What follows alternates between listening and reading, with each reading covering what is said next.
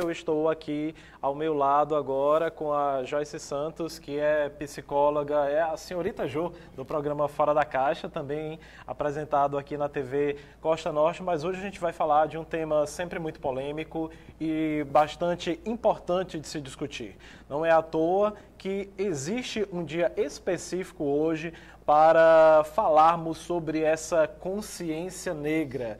O dia 20 de novembro é o dia da consciência negra. Desde o ano de 1970, os movimentos negros no Brasil vieram fazendo essa movimentação, essa conquista dessa data, mas apenas no ano de 2011 isso se tornou lei.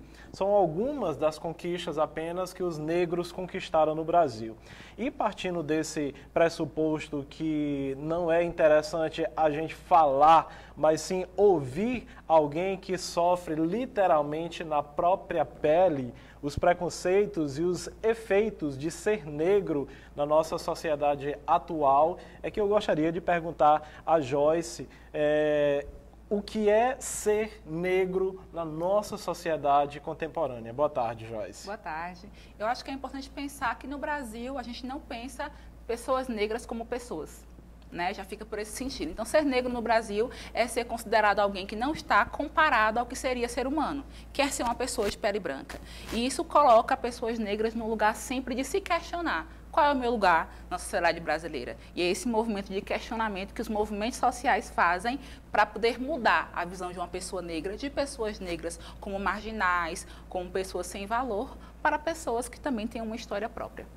A gente pensa que essa história de preconceito é uma coisa do passado. A Lei Áurea já foi há bastante tempo, mas nem mesmo após a Lei Áurea nunca se recuperou esse preconceito aqui no Brasil. Casos de preconceito, cada vez mais, eles engrossam os cabedais das notícias pelo país afora. Tanto que nós selecionamos alguns casos aqui para a gente comentar também rapidamente e para a gente ver como os negros ainda sofrem um tamanho preconceito cruel e avassalador ainda na nossa sociedade contemporânea. Um caso que a gente selecionou e que a gente vai relatar aqui foi o caso de uma seleção de cuidadoras no estado de Minas Gerais, em que a pessoa que fez o recrutamento, o que noticiou o recrutamento, colocou lá que excluía desta vaga de emprego negras e gordas, né? Que efeito, que atitude, que pensamento ainda esse no século XXI? No título da seleção tinha Angels, né? Então talvez Angels, na nossa lógica, é de que não são pessoas com a pele negra, né? Nosso imaginário popular de pessoas angelicais é de pessoas com a pele bem clara, olhos claros, cabelos claros. Então, nesses quesitos, mesmo para a função de cuidador, que historicamente mulheres negras ocupam essa função, essa empresa não queria contratar, porque talvez passe a ser uma imagem de um cuidado elitizado, atendendo a um público que podia comprar e esteticamente não fosse interessante nenhuma pessoa que fosse cuidar de pele negra. Isso é muito grave.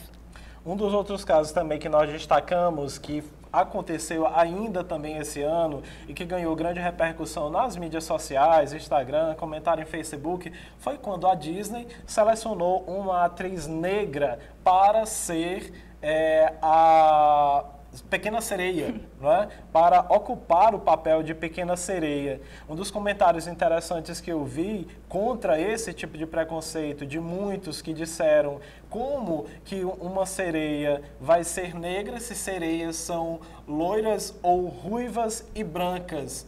A pessoa também comentou o seguinte: nem existe sereia, quanto mais negras ou ruivas ou loiras. Essa realmente é uma mentalidade muito pequena ainda de quem emite um comentário como esse atrás de uma tela de computador. É importante pensar que o racismo ele não é uma coisa individual. Uma pessoa só ela é racista. Ela exerce práticas racistas, mas nosso Estado ele nunca foi de fato um Estado que se proporcionou, que pensou em desconstruir mesmo o racismo.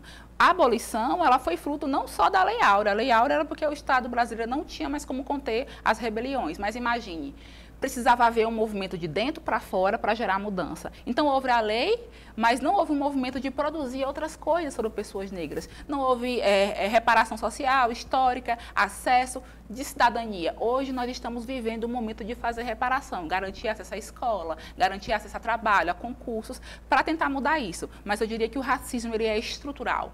Então, todos nós, como crescemos nessa casa, que é o Brasil, né, criados nesse meio, nós somos racistas. A escolha é, você vai continuar perpetrando isso ou você vai escolher pensar suas atitudes racistas e mudar. Esse é o movimento. E isso é comprovado em números, até mesmo um dado recente do Ministério do Trabalho pontuou que dentre 5 trabalhadores escravos resgatados aqui no Brasil, 4 deles são negros. Esse é um dado ainda do governo, um dado do Ministério do Trabalho que reforça ainda essa mentalidade de escravidão, de subserviência e de preconceito ainda contra a raça negra que tanto ajudou a construir esse país. Pessoas negras, elas foram subalternizadas, inclusive na formação. Você não dá acesso à vida de qualidade, você não dá acesso a transporte que permita que ela não só trabalhe, mas também desfrute espaços de lazer, você não dá oportunidade de ascensão social, e essas pessoas acabam sem formação para poder ocupar postos de serviço bem qualificados, né? Muitos nem chegam ao ensino superior. E isso a gente começa a pensar, qual é a cor das domésticas do nosso país? Qual é a cor dos motoristas? Qual é a cor dos profissionais que fazem a limpeza da cidade? Qual é a cor dos médicos? Não é. Então, é um movimento para manter pessoas negras em espaços de servidão e nós criamos uma imagem para pessoas negras de que ela só pode servir e também criamos uma imagem para pessoas brancas para só verem pessoas como aquelas que podem servir. Então, é uma mudança que não é só social, mas é uma mudança que tem que acontecer também a nível mental e subjetivo para, de fato, a gente conseguir pensar na construção de uma nação que seja antirracista. Infelizmente, essas mudanças de conceito, elas não estão mudando, até mesmo como um dos fatos que a gente viu ontem na Câmara Federal, o deputado do PSL, Coronel Tadeu, que destruiu uma das obras de arte de uma exposição, tá aí a foto do Coronel Tadeu, destruiu a obra de arte de uma exposição que estava autorizada a ser realizada na Câmara dos Deputados e jogou no chão, vandalizou realmente uma obra de arte que falava dessa consciência negra, infelizmente. É pensar que consciência negra é politizar a dor. O que é politizar a dor? É pegar esse histórico que nós temos de escravização de pessoas negras e transformar em atitudes para a mudança social. Por exemplo, para pessoas negras entenderem que a vida delas não começou no navio negreiro, que existe uma história anterior, eu preciso contar essa história para pessoas negras e para pessoas brancas. Pessoas negras não nasceram em porões, elas vieram de um país, elas vieram de continente, elas vieram de regiões com culturas muito potentes. Então, existe outra coisa anterior. E a gente contar essa história faz com que a gente comece a pensar pessoas negras de outra maneira. E aí, obviamente, tem 2 pontos. Pessoas negras que estão ali sendo vítimas do racismo e acabam reproduzindo, né, porque foram cooptadas, pessoas brancas que escolhem violentar direitos, e tem gente que ainda não está bem informado, não teve espaço de discussão e não pôde. Entre quem escolhe agredir e quem não tem acesso, tem uma diferença. Para quem escolhe agredir, aí a gente trabalha com a lei. Para quem não tem acesso, a gente leva informação. Agora, Joyce, uma questão também bem polêmica é que esse preconceito, ele não é só por parte de quem tem a pele branca. Muitas vezes os negros mesmos têm ainda muito preconceito com eles mesmos. E, assim, a pergunta é como conquistar, já que o dia hoje é o Dia da Consciência Negra, uma pergunta que eu faço a você, que é uma militante do movimento negro aqui no estado do Piauí, é como conquistar essa consciência negra, que recado, que mensagem você passa para os negros, para os brancos também, independente de credo, cor, sexo, que mensagem é que a gente deve refletir hoje nesse Dia da Consciência Negra?